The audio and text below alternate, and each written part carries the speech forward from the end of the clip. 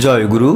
আজ রবিবার 21শে জুলাই, শ্রাবণ পরিক্রমার আজ পঞ্চম দিবসে পরমারাধ্য জগজ্জননী শ্রী শ্রী বড়মার এই আশ্চর্য ঘটনাটি জেনে নেব দেওঘর ধামের। হয়তো আমরা অনেকেই জানি এবং অনেকেই জানি না, তবুও আজ এই পুণ্য দিবসে, এই শ্রাবণ পরিক্রমার এই পুণ্য দিবসে জেনে নেব জগজ্জননী শ্রী শ্রী বড়মার এই আশ্চর্য লীলা কাহিনীটি কি ঘটেছিল এবারে বিস্তারিত।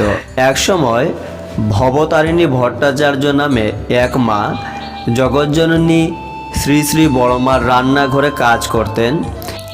কিছুদিন কাজ করার পর একদিন তিনি মনে মনে ভাবলেন, এতদিন থেকে বড় মায়ের কাছে আছি, কই কিছুই তো দেখলাম না।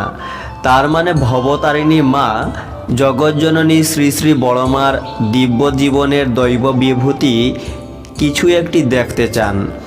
সেদিন বৈকালে তিনি বড় দালানের উপরতলায় পূজনীয় ছুটদার ঘরে গিয়েছিলেন। নেমে আসবার সময় দেখলেন শ্রী শ্রী বড়মা সিঁড়ি বেয়ে উপরে উঠছেন। তিনি শ্রী শ্রী বড়মাকে পাশ কাটিয়ে নিচে নেমে এসে রান্নাঘরে ঢুকতে দেখেন শ্রী শ্রী বড়মা মুড়োর উপর বসে আছেন।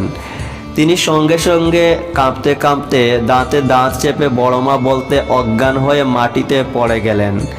নিকটবর্তী লোকজনেরা ছুটে এলেন ঘটনাস্থলে। শ্রী শ্রী বড়মা তখন রান্নাঘর থেকে এক ঘটি জল নিয়ে এসে ভবতারিণী মায়ের নাকে মুখে জলের ঝাপটা দিতে দিতে বলতে থাকেন, ওই কি হয়েছিল, কি হয়েছে? এই তো আমি তো। শ্রী শ্রী বড়মার হাতে জলের ঝাপটা খেয়ে সেই মায়ের সংজ্ঞা ফিরে এলো।